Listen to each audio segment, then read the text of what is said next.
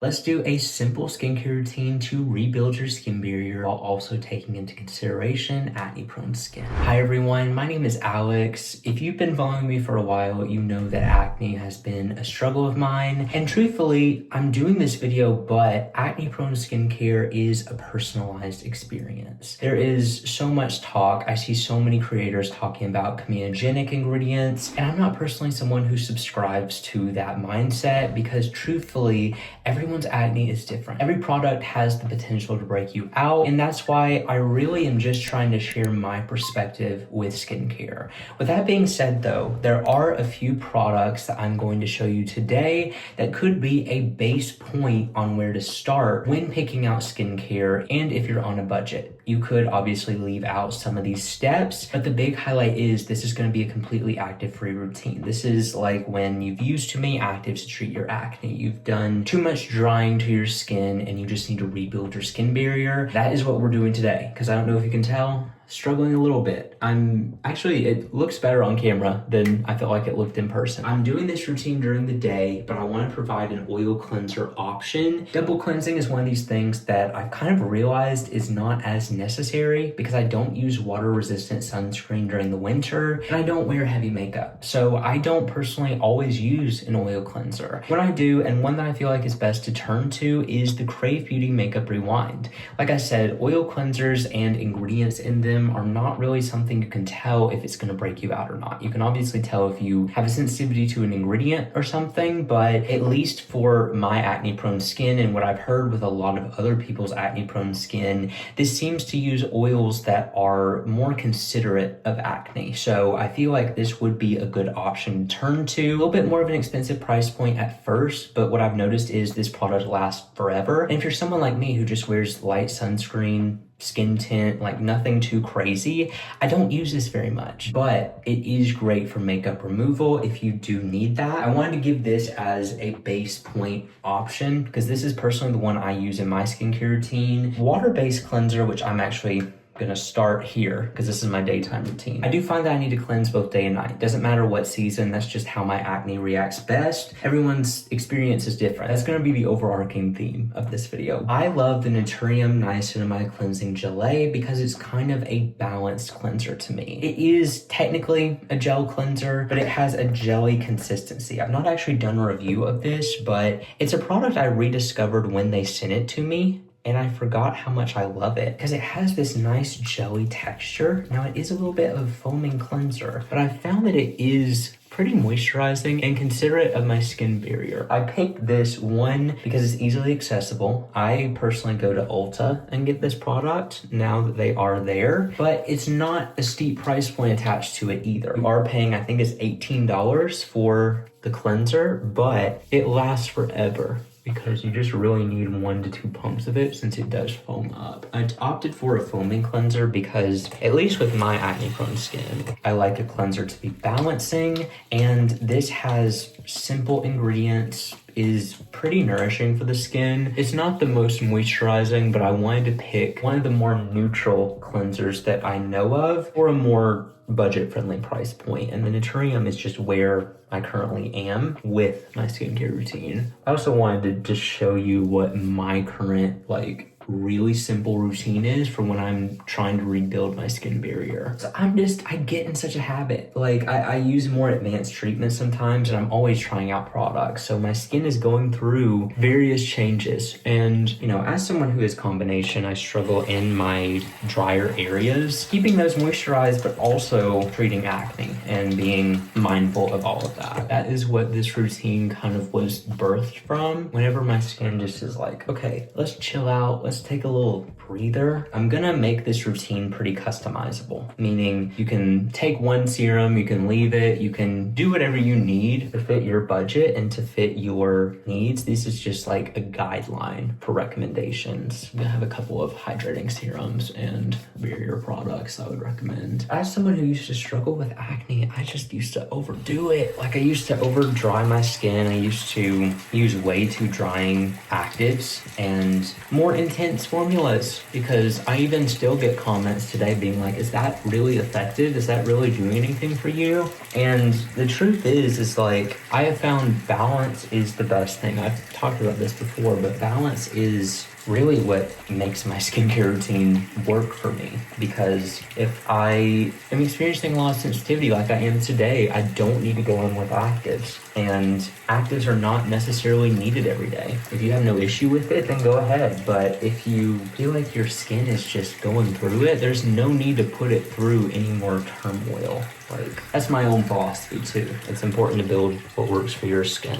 Okay, here is where we can venture into many different routes. I'm gonna give you what I'm gonna personally do, but I'm gonna talk about a couple of products while my cleanser, I leave my skin damp, but I don't want it to be like soaking wet when I go in with my next step. I wanna talk about 2 hydrating serums in this routine. First of all, the Prequel Multi-Quench has lasted me forever. I find that I only use it whenever I need it. It uses polyglutamic acid, ectoin, a lot of soothing ingredients to hydrate and nourish the skin from the inside out. Both of these serums I'm going to talk about, I feel like, are very neutral, so anyone could use them. Oily skin, though, I feel like would really benefit from this because the lightweight texture of it is beyond impressive. And I've seen people compare this to snail mucin, and it's not like that at all. A little bit sticky, but nothing compared to snail mucin. But it's just really beautiful to go in on damp skin to really lock in moisture, and a little bit more complex than the typical hyaluronic acid serum that you see on the market. So you're getting a little bit more for your value. I would say value-wise is what to really pay attention to on this video, because even though the price point may not be as low as some other products, this is, in my opinion, a safer option for acne-prone skin, and also you get a ton of this for how much you use it. But the product that is my go-to and my holy grail that I am going to personally go in with today, because I feel like it's best to remain simple. Crave Beauty Oil La La. This product has changed my acne-prone skin completely, and when I first tried it, I appreciated it, but it was when I got off of it and then I got back on it that I really started to appreciate all the benefits that came with this serum. It is just so lightweight, so any skin type could use it, but I love using it when my skin is going through it to really strengthen my barrier, and it's not an alternative to actives. I'm not making this video to promote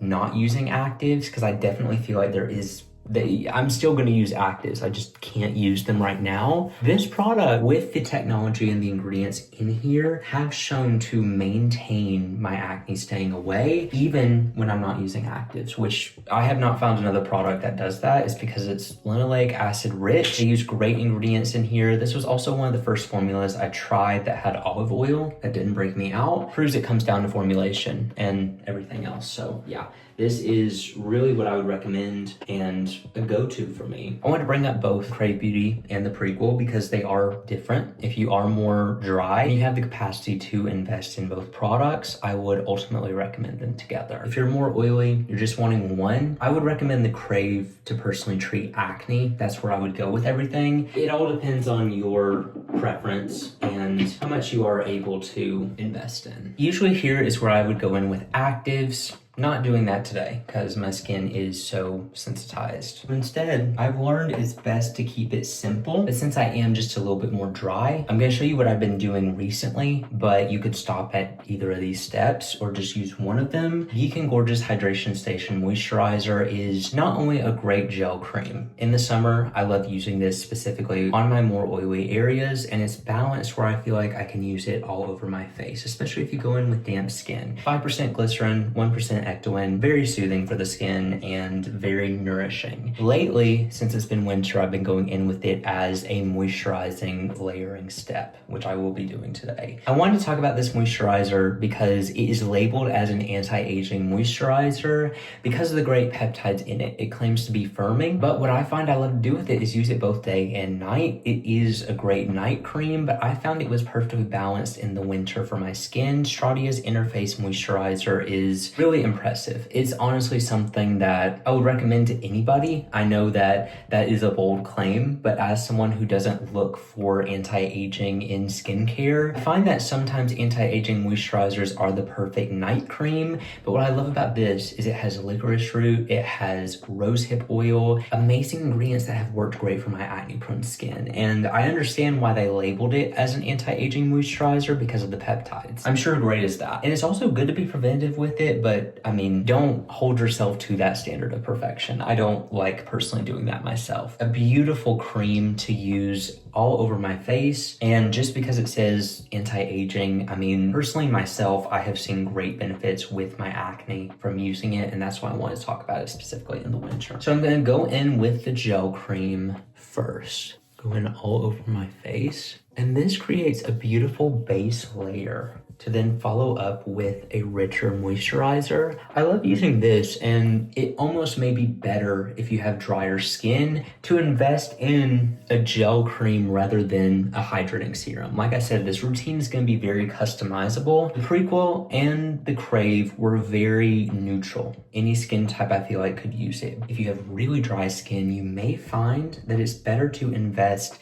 in a gel cream like this that has a very low price point attached to it, which don't know how they're able to sell it for so affordable, but good for them. You may find you will get better results if you invest in a gel cream over a hydration serum. That is what I do on my really dry days, especially when I'm extra sensitized. It can't hurt going in with more moisturizing products. I just also find with acne prone skin, I don't need to overdo it because sometimes overdone it and completely regretted it. So don't be like me in that regard, but also find what works for your skin. This is just a guideline of how to get you there. So I'm going in with a richer moisturizer now, which you can see it gives a beautiful glow, but it's not crazy heavy. And my acne prone skin just reacts really well to this. I feel like the ingredients they include in here are not only great for anti-aging, but they are great for acne prone skin as well. Now, I can't testify for everybody, but what I love that Stradia did with the Interface moisturizer was include ingredients that are supposed to treat that. A lot of times I've seen some people wanting and needing anti-aging in their skincare routine, but sometimes those people find that the richer anti-aging products will break them out. Definitely turn to this as an option because personally it's worked great for my acne prone skin, but like I said, everyone is different. When my skin is going through it, I find that I don't like to do skin tints. I don't like to do anything abnormal. I feel like skin tints are only good when I'm going out or when I need a more perfected look, but I've gotten to the point where I don't care. I just do whatever and go however I am. It's taken a lot to get here, and I'm still working on it. I do want to talk about sunscreen though, because I feel like sunscreen is very important when it comes to protecting your skin from not only acne, but so many other skin concerns. I mean, if we want to talk about anti-aging and how to prevent that, I really would recommend applying sunscreen every day. I feel like a lot of people will use actives, will use all of this stuff, and then you'll ask them, do you use sunscreen? And they'll be like, no, and I'll be like, ooh, like I'm no expert, but like I know I need to apply my SPF. I personally have always loved the Round Lab since I've tried it. At the time of filming this in February, there is a lot of mystery around Korean sunscreens. I am personally still able to get it from some sites, and I've left that in the description, but who knows where we're going with the future of this. I do actually think I want to try out the American formulations just to compare them, but I just can already tell that I'm not gonna be the biggest fan. I do love this sunscreen. I'm not sure if it will be working for everyone's acne prone skin. I just know mine, it personally reacts very well with this. Also has some barrier strengthening ingredients, and birch juice has just worked great for me. And so that is why I turned to this sunscreen. I know a couple other options that I can think of off the top of my head are the Isntree Onion Fresh Fluid Sunscreen, the SPF 50 concentration that has Korean filters. And then the one that I have seen the most scare about with the Korean sunscreen issue of it being pulled off the market is the Beauty of Joseon Aqua Fresh, that I have seen so many people crying about that product because I think Beauty of Joseon sent out a statement saying that they're gonna stop selling somewhere. This is all alleged. This is off of something that I didn't personally get that email, but I saw someone talking about it And so the one thing I will note, find 1 or 2 helpful creators that you really trust and stick with them. I mean, you know, there are some times where you won't be as fast to getting that information, but a lot of times people will jump on it way too fast. And I don't personally like that. And that's why I took a little while to start talking about it, because I wanted to see and make sure I did all the research before I created anything, because truthfully, I feel like there's a lot of fear going on with that. I mean, no doubt it is an issue, but I do also think some people are blowing it up way too much. And there are some times where I completely respect, like, I do affiliate links, I do shoppable videos, but those are just natural integrations. If you want to purchase and support me, then I 100% appreciate it. There are some people that I feel like fearmonger and get people riled up so they will buy a lot using their link. I don't believe in that. Like, listen, if it's going to be a crisis, then yeah, buy them. But it doesn't matter. Like, I don't want people creating issues that don't need to be there just to make a bag, because that is just so disingenuous. Anyway, that was my rant of the day while I applied my sunscreen. But, you know, beautiful finish. It doesn't leave any finish because it's a Korean chemical sunscreen. Hoping to still be able to get this, because this is my baby. This has gotten me through a lot of days. But that is just a very simple skincare routine to rebuild your barrier and taking into consideration acne-prone skin. Obviously, if you tried one of these products and they didn't work for you, I hope I could have provided an alternative today to potentially turn to. Everyone's acne is different. I always want to make it clear that I am sharing my personal acne-prone journey, but I also try to consider various perspectives and try to give you as thorough as a depiction of a product as possible. Final closing note, I feel like it's best to keep it as simple as possible when you're trying to rebuild your skin barrier and also have acne. That is universal for acne-prone skin treating in general, and also just rebuilding your skin barrier. But no actives today, keeping it very simple. Thank you all so much for watching this video. If you enjoyed it and you want to see more like this, make sure you subscribe, because I post new videos every week, and I will see you all in the next review.